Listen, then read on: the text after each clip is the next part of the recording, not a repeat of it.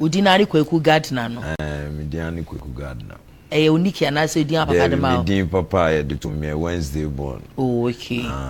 Kweku Gardner, British West African. Yeah, me are mobile, but that fancy for you.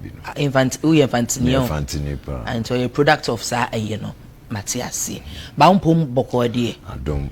You and a brand of core into no common, you but when it total, young shady. Kweku Gardner, not we any pabang before say, or call a prison, now you need pabang. Okay, I can't Kweku Gardner. Dear. Me bono tofa can say my past life was made up of addiction. Me fall a victim to the use of drugs, heroin and cocaine. And it started very early in my school days in Achimota. Me 86 turn me call from one secondary school. 86. Achimota secondary. Nice. So now we are brilliant students. Yes. And be form 2, form 3, na me my classmate bia.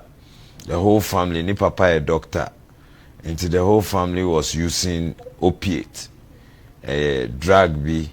Using me notice a boy between 10:45 to 11 bia, which is supposed to be a break or snack time to also look different. Ni a koko broni ni sorry now in your Inti me no na me bisansa na de no na time biasa time we na wasa bisa no so hwe skasemo na me uska dia obede obechem na me dada and say me uska secondary school form 1 dada and say me uska inti oni me konsa Achimota forest area inti okope dua biase a games field area on a koshe musa wachichiri nsa ama vein APA we yi syringe penicillin bottle or substance you will know they are warning home 5 ml until the warning home 1986 or the warning home amana anye den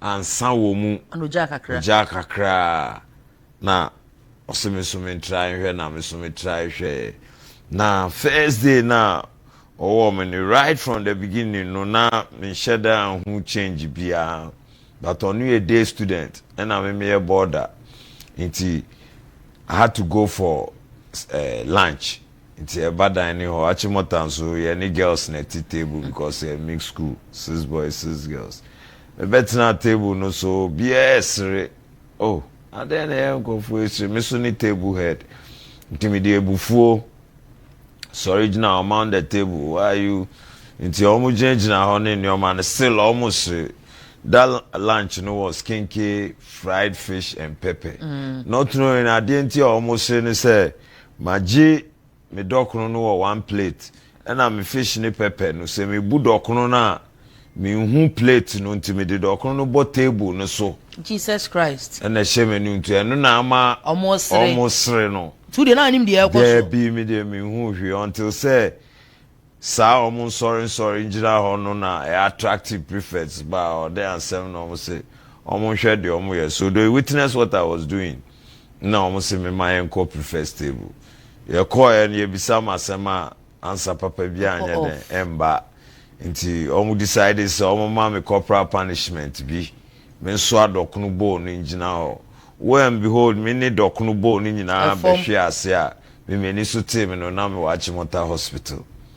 Inti from a hono na me who said no edro no we dey enye but before me try say me give you that thing a test no na me ankasa ma witness people smoking Indian hemp na me ba bebusa say sa thoughts no eye dem ba ochi because as a normal person anam ho no e wo hunu so bia yesen identity na wo say o try nipa ni bi na was actually that na me ka say 1 ye peer pressure 2 your adventure and 3 your curiosity because from growing up perception no your maeti assess we there ade a onum bia obebodam and I was me wo road bia me faso primary school de bia the same people wo de bia so almost bodam na me say no and me ankasa me use me ho as a sample space de ahwese we na bodam ana nti me we no man start anye den man starting smoking, me starting we.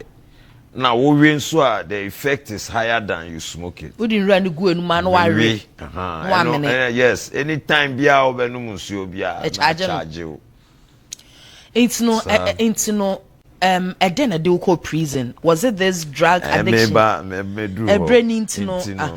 And the admin also drugs are very expensive. And addiction a process of use, recreational use, or abuse until you get addicted. My addicted so much say me yeden afi at any means possible no say me to menya a drone na me crave for no.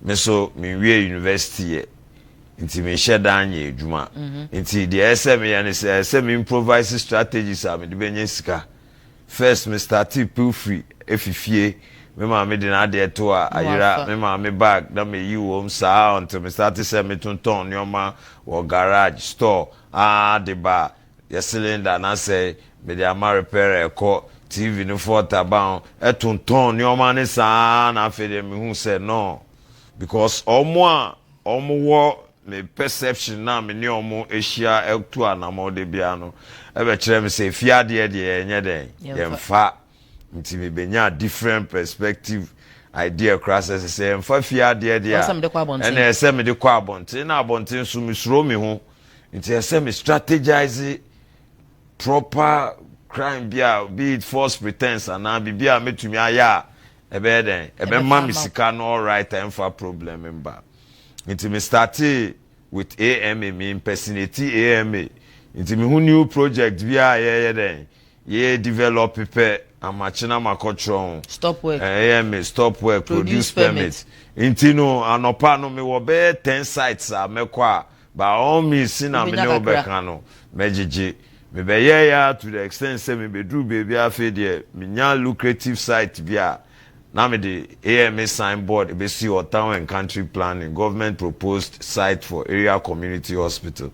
Nti sa asase no kra ye wo dia based on deed of conveyance and abiding the man, so you don't own the land, transfer of ownership. Say o dia nka ye ne sa. Nti no me no be by your legislative instruments be encroachment ni other ones are.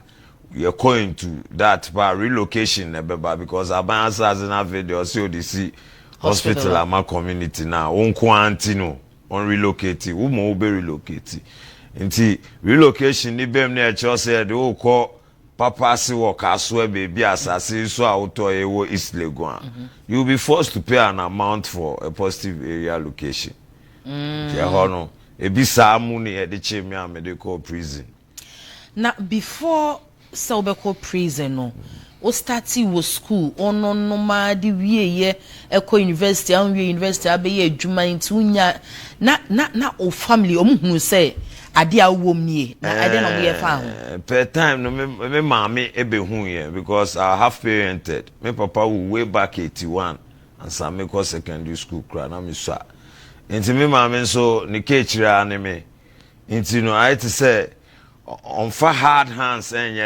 handle me.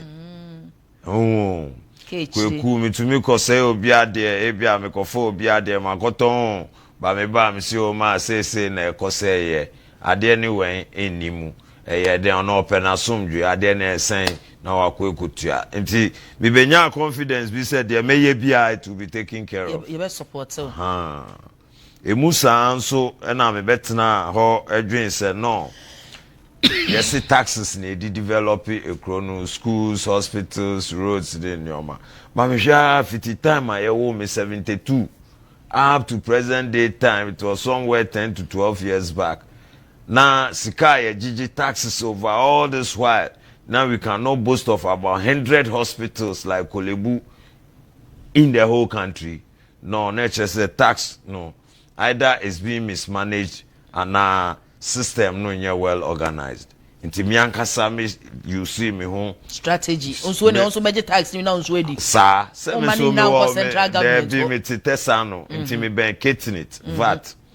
Na me wo mates so omo wo ho omo ye adwuma inti me ba Felix Charano pay me unya do menye dwuma bi say see me twa picture me yes say gwegutena se me ba mafa audit letters be 20 weku say to me benya logistics ni nyina ye de call VAT outreach no nti no me ba we are indebted to the state with the VAT ka madam after 21 days we company production you be closing it down. Men so faso bie ni ho ma me. Satan no why ID card bi e che. Me kuta mi ankasa me graphics designer. Me kuta bibia. Enti no ekuta VAT file. Enti me pese me boa o. O de ka 300 million to a half 150. Na ma mi ankasa so 5 million. Na me nya den me ma paid receipt. Just we tuya ni nyina. We tuya ni nyina. Oh.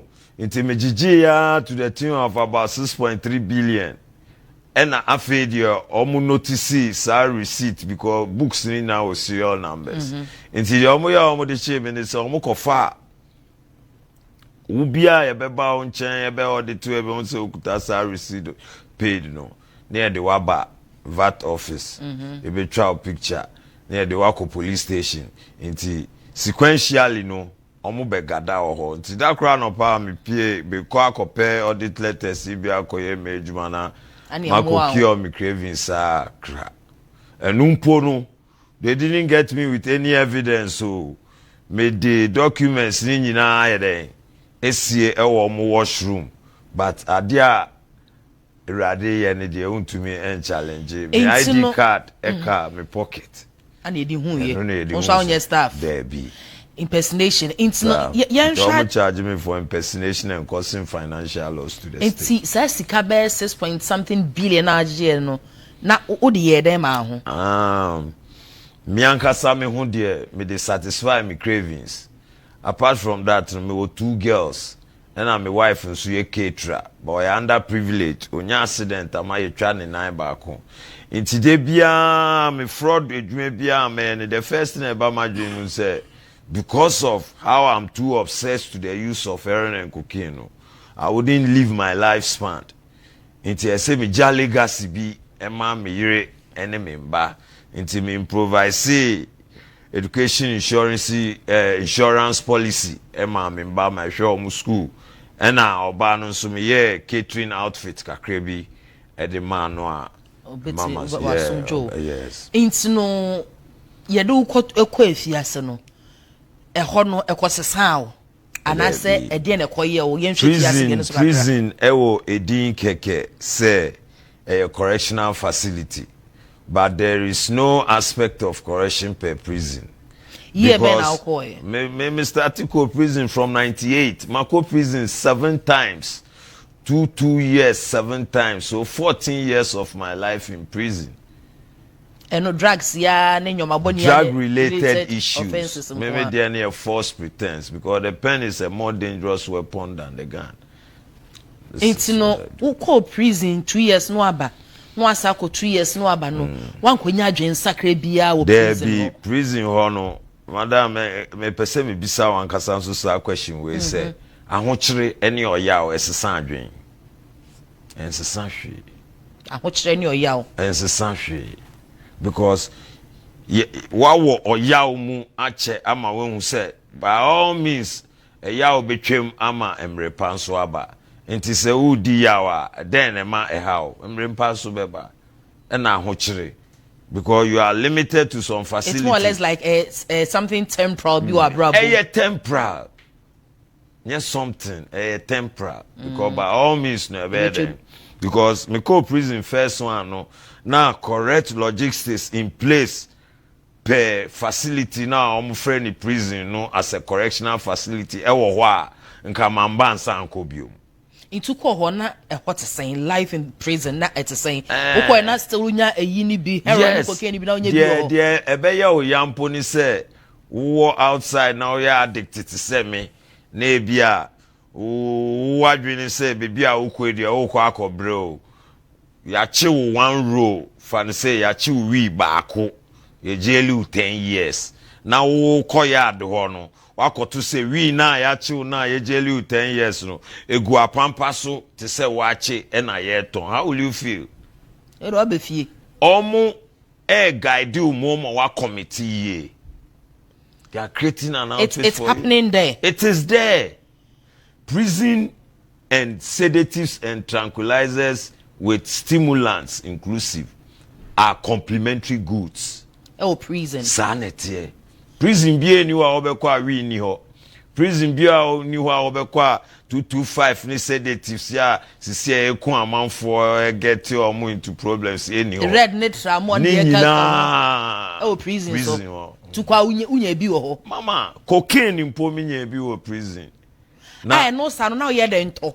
Because who need sika na the escape fi abonten ebre wo prison wa de kana. Sika san na mama omo de bebre wa ensa eduane na de wope na obebre nam tikura wope ata obe chia yard mu 10 acre square yard Nsawam na meka obe chia unya but ye wo enyoma bi wo ho ye money making ventures se me nko prison no na minim dampo se ubeko prison ubenya access to phone and I'm super me intelligence ni me false pretense ya me ye na menya phone to you to say me co prison with a coin a bar with a pack of money maybe o prison ho unya access to phone no yes na the business of course fraud any business bia me ye fraud sister ni o London ni bi mama say no put the cheap cellular fraud and no put the local connect ne so achi client deny adwuma but to the extent that video ube here na say IT room with computer school or prison the officers if they are well paid and everything and come access to computer 30 minutes ma wa scam o menye biedi obi ko prison onika otumi wo prison otoka e adwuma ma no abonte because of all this into officers ni aware omo no de IT lab na ma faculty fraud de bra na fa me share ma me na phone no kra no your officer o man sika se o perform abeko akoto abro see the security is loose.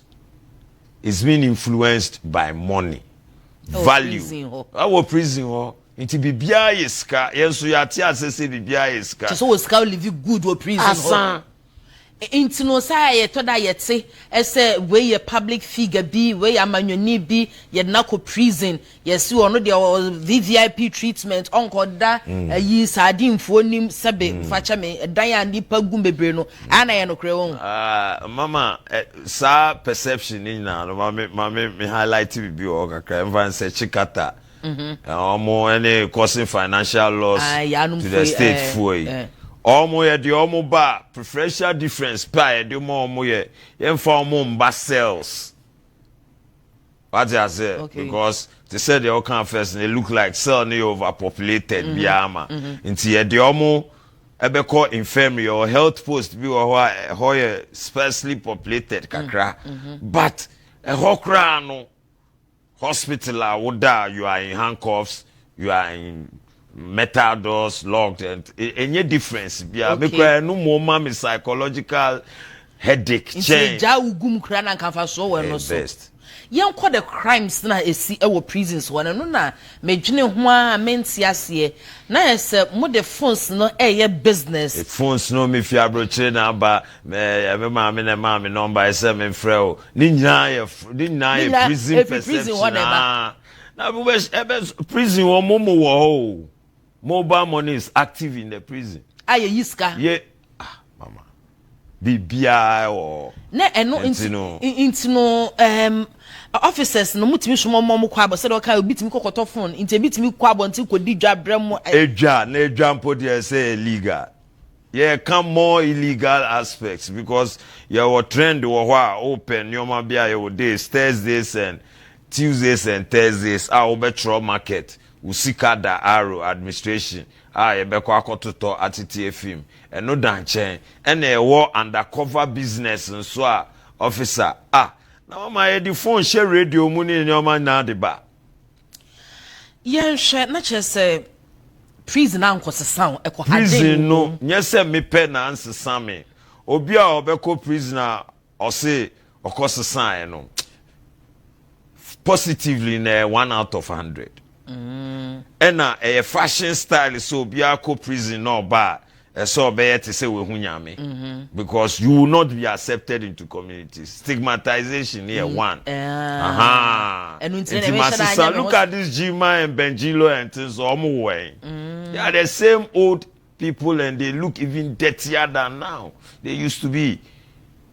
Inti me pese me bodi na ko fa sama mbem ka mbabe ma o mfa to ho ba ku bia na nse ko ba yi a ne di nyina asesan ya o se yi na yen hwa de inti no 2 years 7 times yes. 14 years in prison wa ba bontene so life after prison say na etie mama life after prison hasn't been so easy because one senka me ba back no and a prison to Mrs. me me better off because my major problem that took me to prison was addiction and addiction so a brain relapsing disease with an obsession with an extreme compulsion to use mood altering substances inti me say ya much me akọ prison me exposed to sad normal papa ben na mo dia ye me munya me papa bia aside we no so no freedom in addiction or bibia a friend triggers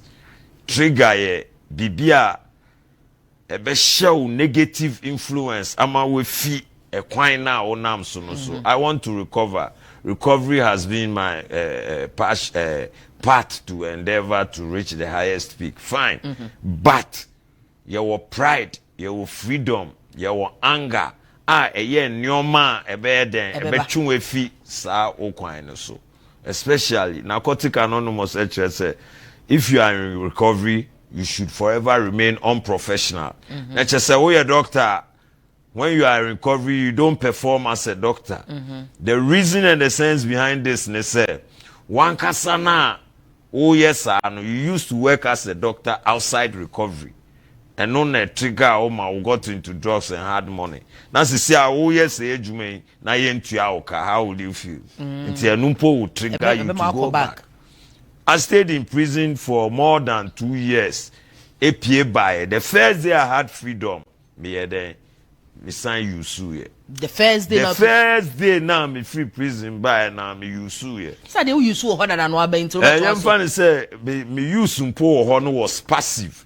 But me PA no very active because of the joy having come out of prison. That's when your freedom being it. That is the joy of freedom. Sanity.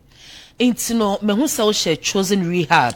For a sister chosen we chosen okay or more boy into siano sena etie chosen rehab organization be dinanka say chosen generation of Jesus Christ okay organization with 3 mission statements your projects here 3 1 we are into rehabilitation of drug addicts and alcoholics into potential icons for nation building now a science war orphanage now, generally, we rescue the person and show care to the dying.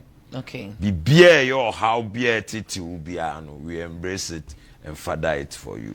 Intino, I checked into chosen rehab, and I chosen rehab. No, so I didn't go there myself because medical mawati says addiction ya dream yare. Inti for as long as your psychological inertedness is impaired. You cannot think good to change. Exactly. It takes only divine favor. Say who say I have a problem. Said to first time and yesterday I said there be. And even when you come to that self-realization, the first step into recovery, one kasaun to me too should be a God factor. We believe in the faith-based concept of recovery more than the Western medicinal resource. There hasn't been any success story when it comes to Western medicine. Instead, no, a maobedani cross addict you be a mako facility ni mo with ebia heroin and cocaine.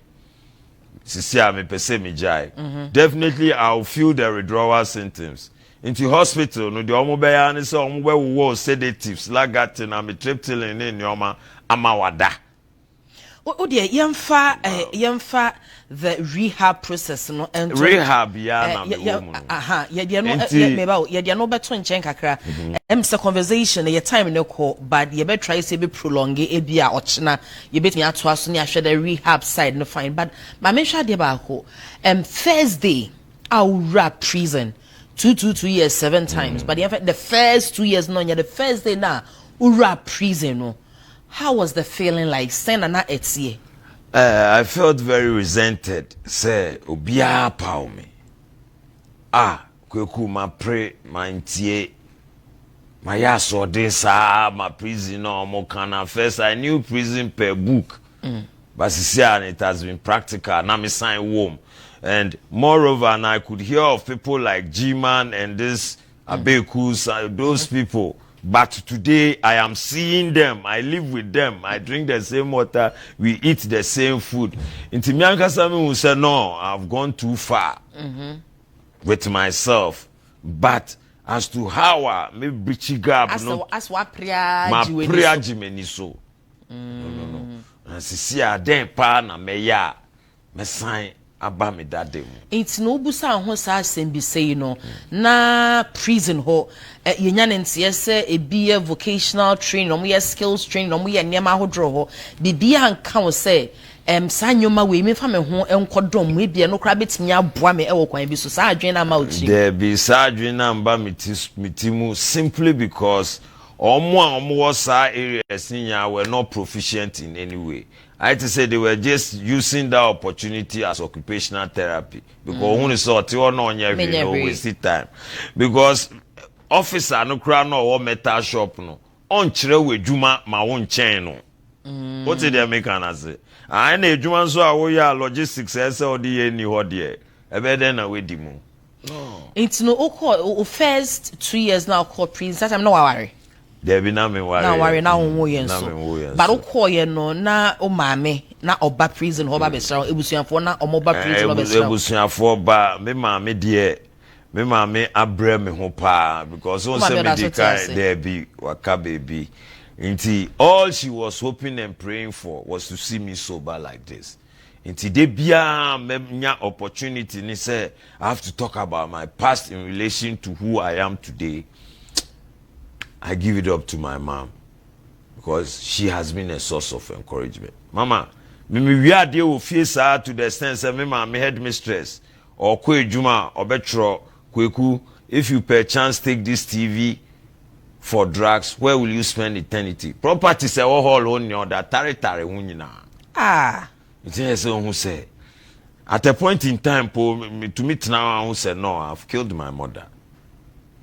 So you say o ma me dia rewho ne atete sa no di ko owum na mama education officer Greater Accra Regional Director for Home Science Methodist Ghana marriage counselor na ne ba etise ya obeda ubenya hoto intenuafo na mododro yes 5 3 boys with 2 girls banyamia frame mu miensa nti yensu ya kamienu my sister menena kanu ni ha o Texas okay me nkwa na me ha mama efie nyina ya ton wo na ton Tesano ha ya Golden Spoon opposite prime area say this Golden Spoon opposite e ofie 2 or Tesano Golden Spoon opposite we won say efie bi e pranica na Sadama ni yogi e wo mu me fie no no efie ameton ye no me papa na equity proper me papa who 81 nti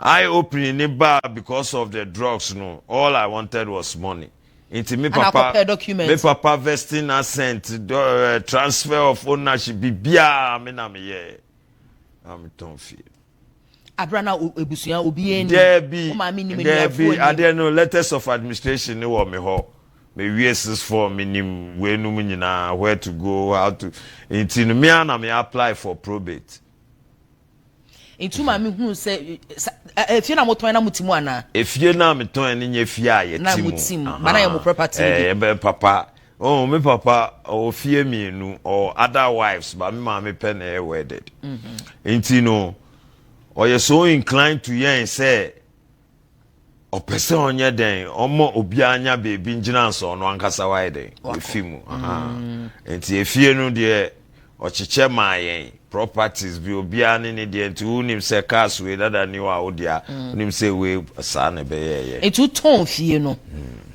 o de scan ye de o koma o koma abusuafo o ma me no nua no bia na so mo me ni o mo ni asem enti nko na afa bi me ton can addiction no mama etinam di kaka say adwimu yare a any substance na out na no boy dem pa mama drug am no me day no say and there make us say 500 cedis 5 million a day. 5 million no is just in the morning because raw cocaine no gram back is almost 400 cedis. And a heroin, very cheap, about 1518 200 cedis. And it's that time, no, I say me 1 gram rock and a half or a 1 tie because rock no a tranquilizer at the same time stimulant. Into no a speeding rate of reaction to me boy no pay now won't stay sober. So nya heroin no now they normalize it. So the two are complementary drugs that go together with different effects. Na eno sa no mu obebi amoto no. Your baby a tono. Ukọ ha benye biato. Obenye biato sisi akra kwa obenye biato. It's been an ancient business, mama. Fritete. It's just like prostitution. Because coca is a plant. They say the ewo cocoa. Colombia omo cash crop no. And a pea plant no so from Venezuela and Pakistan. But not all you saying na nim say ye show say who use these substances cry na you bet me do out now we are mama me nim say the law on these things doesn't allow you freedom after you've been caught. Inti no me use nyina no and I impede disturbances and women addicts who look good and look nice. And I'm a gentleman. I know how to propose to you. And I'm emotional. Intimate you sue or get to know. No. Obabia about a too decent young man, Mr. Would you mind helping me with the rock? Can you do this? No. I'm always in my house. I was smoking. Me the befie me nom ame ma me ti onima de chrono. Until so who send your ma be ready your ma be cause na baba be catch say kweku achini police station the kweku abazane. At a point in time open up to mama monum cocaine. And who open up to mama I catch and say mama num cocaine. What was her reaction? I had already fallen victim to addiction. It's some moment and some moment to cry me catch and me penewiano. Some moment now me catch and say mama say no me penewiani bibi asa kochibi. Yewo narcotic anonymous saying be say 1 is too many and 1,000 is not enough. A cocaine, heroin, substances are you use no. Ye not satisfaction be our home. A euphoria no carry us on. Just take it like this. Addict ready to use any substance they call cocaine. Because why obsessed to the name, to the sense and they need to impose way a poison now, your friend cocaine obey use. And I first day feeling no as an addict, any gusu chase ya up to and there, I devastated your life. The first day you had the taste, that obsession, no, and it be renew all your life. No, who can't say first day at Chimota Secondary School? Our day students we bought half or they half ma wa. Ukoti odi anena bobo table so edino. And can't say this thing is not good. Mama, I know in particular wasn't heroin and cocaine. I know opium. Good. Opium comes from the opioid tree. Diabetes cannabis and so be and they pass it through titration and pipetting different substances. Yes. I know you're different. I was looking for a result per higher. Yes, scentless. You cannot trace.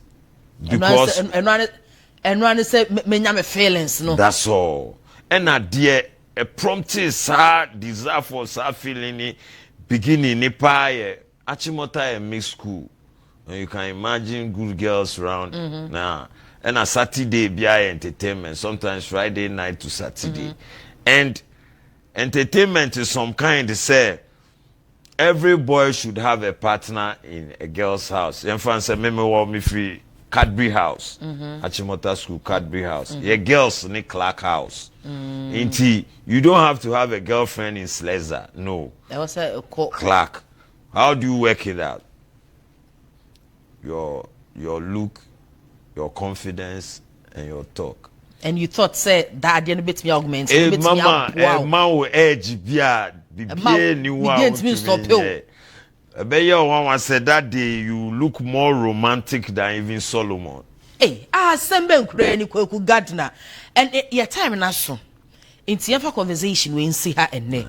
But I'm still or China to uncommon Swati. No problem. A person before Quenya way, so I appreciate your papa Apostle Kobe Washington, who has been a light unto my feet and a lamp unto my path. Because Papa no wakuma kesiye so much for a person like me. Say no matter how cold I become, no, or person making sure say you can do it. And that edge keeps driving me as to how far I've come to. Inti Erade enshra no. Amen. Erade mbie kwan ema no. Amen. Erade nye na koma so ade ema no. Non tonsi opagu ni sanu edwuma bia. Amen. Amen. Amen. Inti Kwaku Gardner ani ene edi enkomo no ex-convict.